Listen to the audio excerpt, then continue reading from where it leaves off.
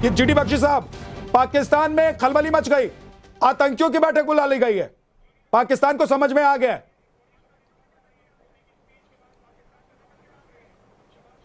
नहीं, आना भी चाहिए इनको। तो अभी तो शुरुआत है, अभी तो आगाज है। आगे आगे आप देखते जाइए होता है क्या। नहीं मतलब समझा क्या है, ये जनरल आसिम मुनीर, इसकी रिटायरमेंट आने वाली है और ये अपने आप को एक्सटेंशन दिलवाना चाहता है। हर पाकिस्तानी आर्मी चीफ जब चीफ बनता है तो चीफ की गद्दी छोड़ने का मन नहीं करता, चिपक जाते हैं गद्दी के साथ, हर बहाना चुनते हैं।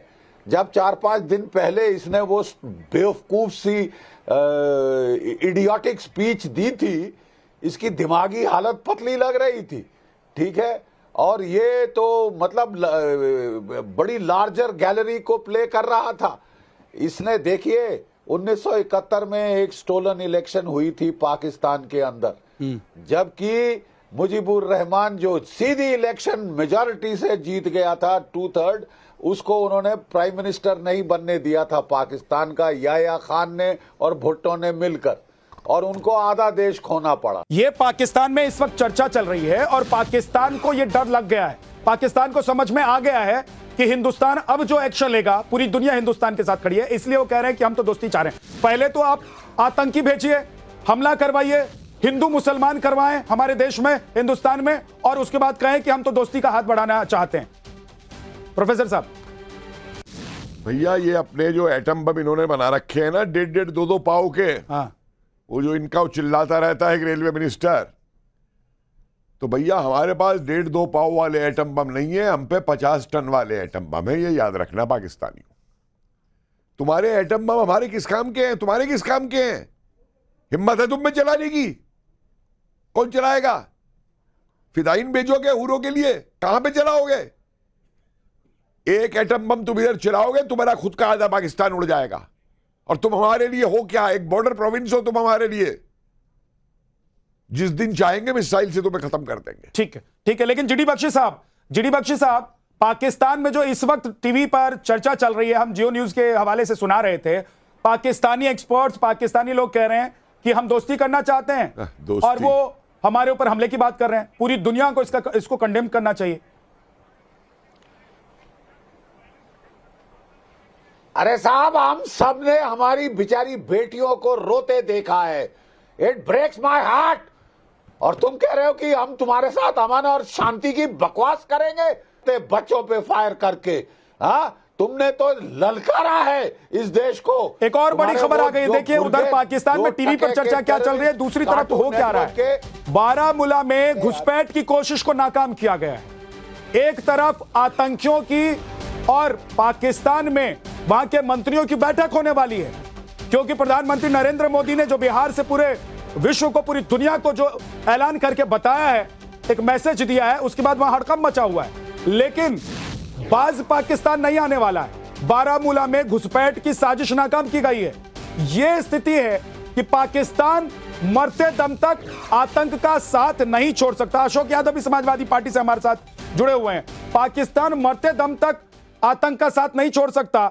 और अशोक यादव जी, हमारे देश में कुछ नेता और राजनीतिक पार्टियां हिंदू मुसलमान नहीं छोड़ सकती।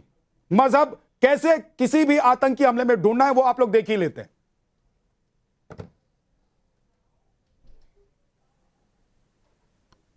अशोक यादव जी की आवाज नहीं आ रही है। साहब एक बात कहूं मैं यहां पे जी, मतलब एक सेकंड सर, वो अशोक यादव जी से मैंने सवाल किया, मैं आऊंगा। जी अशोक जी बोलिए। हाँ विद्या जी, आवाज आ रही मेरी? हाँ जी। देखिए विद्या जी, आपने सवाल किया मजहब ढूंढने का, तो मुझे लगता है हिंदुस्तान में ऐसी कोई पार्टी नहीं है जो आपदा में अवसर इस लेवल तक तलाश करे कि अभी हमारे जो मारे गए हमारे जो टूरिस्ट है उनकी बॉडी तक नहीं उठ पाई और उनका बड़ा बड़ा एक मिनट मैं रोक रहा हूं, मोदी जी बोल रहे हैं। प्रगति का आधार है, जो विकसित भारत की मजबूत नींव है और जो भारत में बड़े बदलाव की नई गाथा लिख रहा है। मैं आप सभी का इंडिया स्टील 2025 में अभिनंदन करता हूं। मुझे विश्वास है ये आयोजन नए आइडियाज साझा करने के लिए,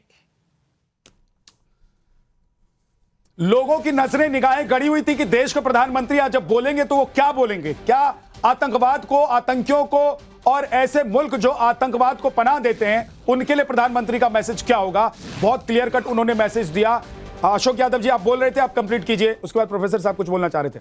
जी विद्या जी, आपने कहा राजनीति कर रहे हैं लोग। राजनीति तो सबसे बड़ा राजनीति अगर कोई कर रही है, आपदा में अवसर कोई दल तलाश रहा है तो भारतीय जनता पार्टी तलाश रही, जो कि हमारे जो टूरिस्ट मारे गए उनकी बॉडी तक नहीं उठ पाई थी, इनका पोस्टर लॉन्च हो गया। राजनीति में अपनी औकात में कांग्रेसी तुम, ये गलत बात है।